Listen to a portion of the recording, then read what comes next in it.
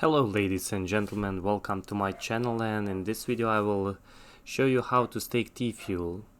We are now on Theta wallet. You can see also my wallet address. You have wallet, send, receive, stakes, contract and settings. All you need to do is to go on the receive, copy your address and paste it on the exchange that you want to found your account.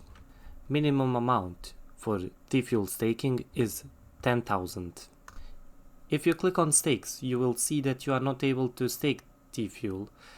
Stakes are mainly there for Theta token staking. In order to stake Tfuel, you will need Theta Edge node.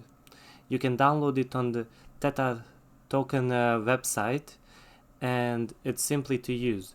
You just press on refresh, put the maximum amount and just press stake Tfuel. Congratulations, ladies and gentlemen, you are now staking Tfuel and you are supporting Theta network. If you believe in this project as I do, I encourage you to run Pro Elite Edge node.